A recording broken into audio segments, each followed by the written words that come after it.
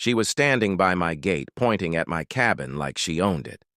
"This is the one," she told a man in a suit, waving her hand as if she was giving him a grand tour. The man was holding a clipboard, peeking over the fence, smiling like he had already bought the place. I stepped onto the porch, coffee mug in hand, and yelled, "Can I help you?" She didn't even flinch. "Yes, you can move your stuff out. This property is now on the market." I laughed, at first, thinking it was some dumb HOA mistake. But then I saw the sign she had stuck into the ground. For sale. My address, my land, my cabin, with her name listed as the community representative. "Ma'am, this is my home," I said, walking toward the gate. She smiled, fake, tight-lipped. "Not anymore. The HOA has decided to sell it.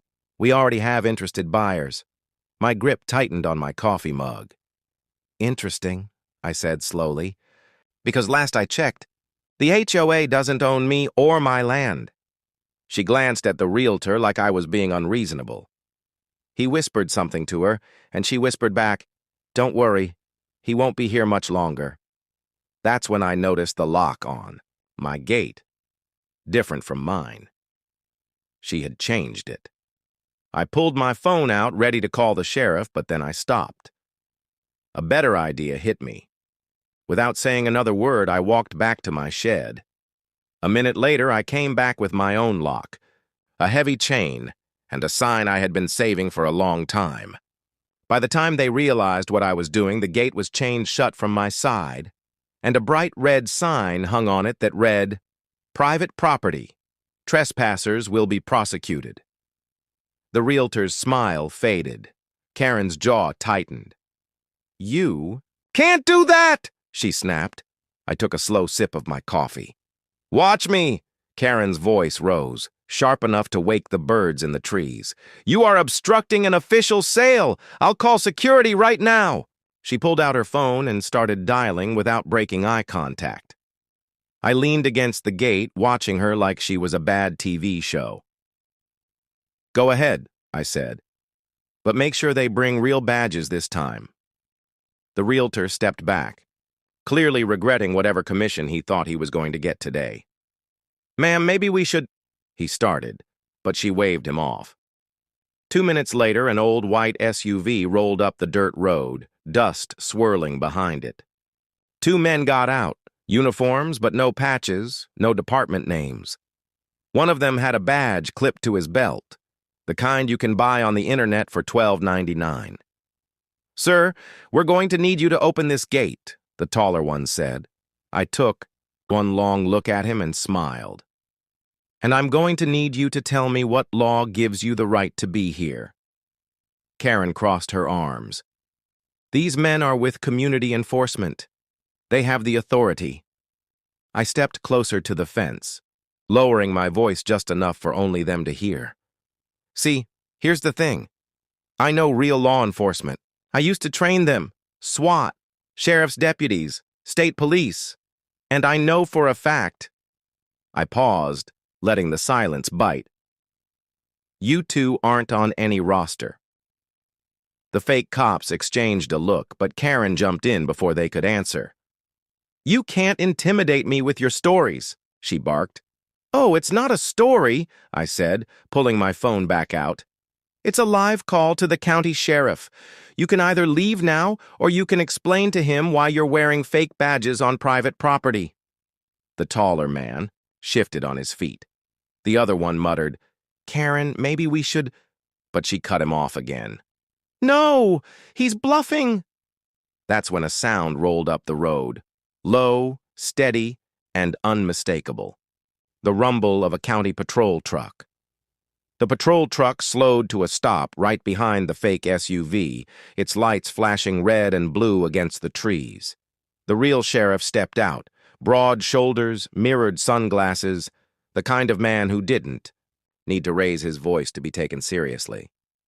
"Morning," he said, looking from me to Karen to the 2 men in their knockoff uniforms. "Somebody want to tell me why I'm here?" Karen jumped in before anyone else could speak.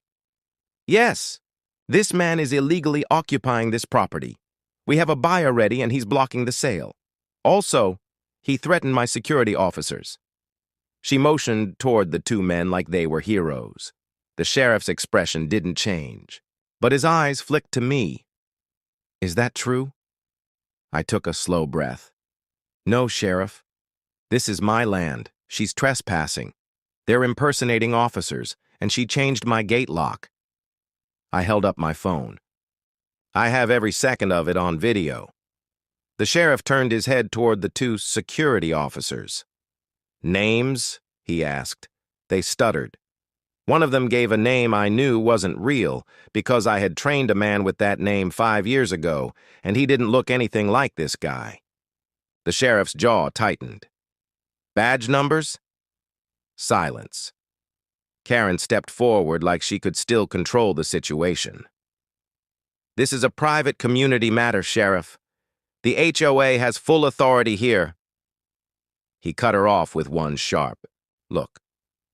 Ma'am, unless the HOA owns this man's deed, you have no authority to sell his home or change his locks. She froze for half a second, then smirked. Actually, I do have the deed. She reached into her bag and pulled out a folder, flipping it open like she had just played her winning card. The sheriff took it, glanced over the papers, and frowned. Huh, that's interesting. He looked at me. Because these documents say the property was transferred 2 weeks ago. My stomach dropped. I had never signed a thing. Karen folded her arms, her smug smile widening as if she'd already won. See? All legal. He's been living here for 2 weeks without owning it. The sheriff handed me the papers. My name was nowhere. Instead, there was a forged signature that barely looked human and a buyer's name I had never heard before. That's not my handwriting, I said, my voice low. Karen shrugged. Doesn't matter. County records already show the transfer. We even paid the taxes. I narrowed my eyes. With whose money? She didn't answer, just turned her gaze back to the realtor, who was now pretending to check something on his phone to avoid eye contact. The sheriff rubbed his jaw. This is serious. If these papers are fake, that's felony fraud, but I can't confirm that standing here. Karen jumped in, her voice rising. Fine. While you confirm things, he can pack up and leave. The buyer's already waiting. To move in. I stepped closer to the gate. Not happening.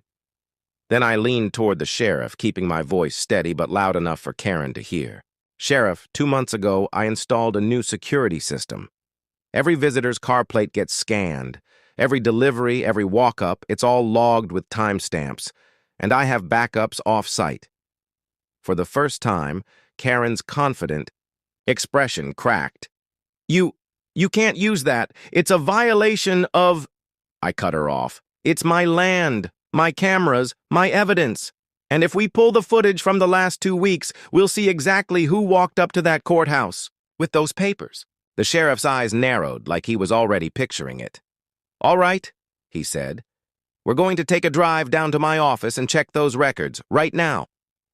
Karen opened her mouth to argue, but before she could speak, a sleek black SUV rolled up the road. The license plate was covered, the windows tinted. It stopped just behind the sheriff's truck, and the man who stepped out made Karen go pale. The man closed the SUV door with slow precision, like someone used to being in control. Tall, clean-cut, wearing a tailored suit that didn't belong on a dusty back road, he walked toward us without a word. Karen's voice, which had been loud and sharp all morning, suddenly dropped.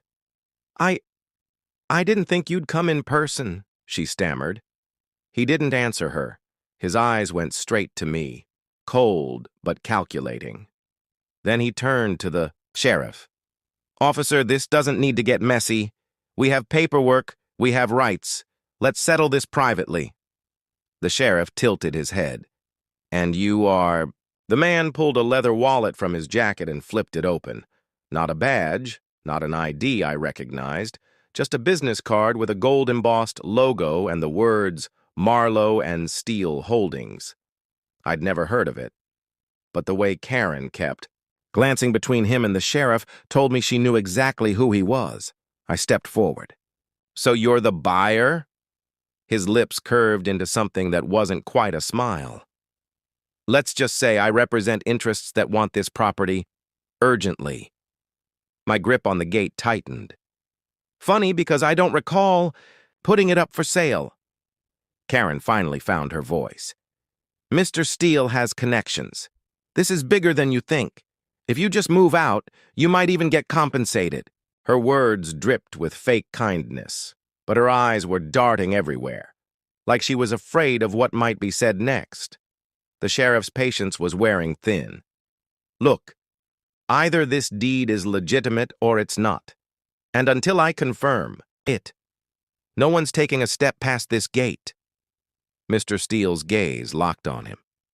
"Sheriff, you have no idea who you're dealing with." I couldn't help myself. I laughed. "Funny. That's exactly what I was going to say." Steele's expression shifted, just slightly, when I added, "You might want to check whose name is on the original title, the one filed 20 years ago." The sheriff glanced at me. "Original title?" I nodded. "Filed in '05. My father's name, then transferred to me when he passed. I still have the certified copy, safe, notarized, and stored where no one here can touch it." Karen scoffed, but her voice shook. "That doesn't mean anything. Titles get updated. This one was updated." She pointed at the folder in the sheriff's hand like it was the ultimate truth, but her fingers were trembling. I leaned forward just enough so Mr. Steele could hear me clearly. "Here's the problem with your plan. You bought a fake deed from someone who didn't own this place. And when that comes out, it's not me facing charges. It's you." The sheriff's radio crackled.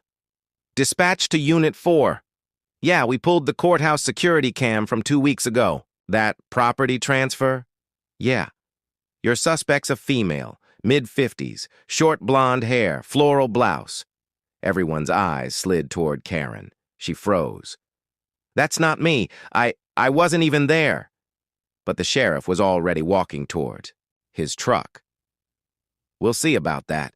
And if the footage matches, we're adding criminal impersonation, document fraud, and unlawful lock change to your list." Steele stepped closer to her, his voice low but sharp. "You told me this was clean. You said he was a squatter." Karen's face drained of color. "He was supposed to be gone by now." I couldn't stop the smirk. "Sorry to disappoint." The sheriff turned back to me. "Sir, I'm going to need you to come down to the station with us. Bring that certified title copy. We'll get this straightened out." I nodded, already picturing the storage locker where it was kept. But as we started toward the vehicles, Steele pulled out his phone, stepped away from the group, and muttered into it. "Plan B. Do it tonight." Those 3 words. "Do it tonight," cut through the air like a blade. I stopped mid-step, pretending to adjust my jacket, while my ears stayed locked on his voice. Steele's tone was calm, but it carried the weight of someone used to getting his way. "No, I don't care if it's risky. Make sure the place is empty first, then burn it." My stomach turned cold. He wasn't talking about paperwork anymore. He was talking about my home. Karen caught my expression and instantly looked away, fidgeting with the hem of her blouse.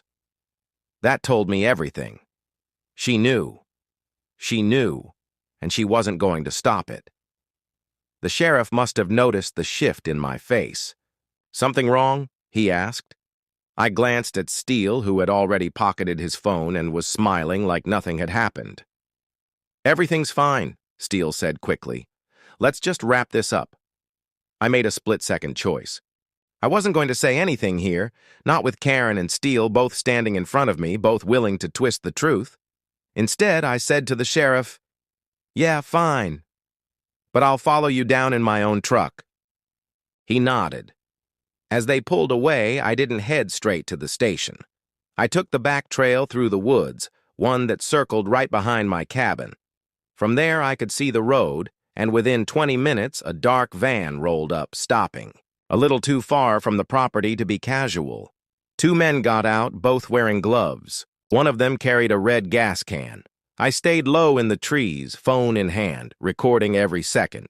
The men didn't waste time. They headed straight for my gate, clearly expecting it to be unlocked.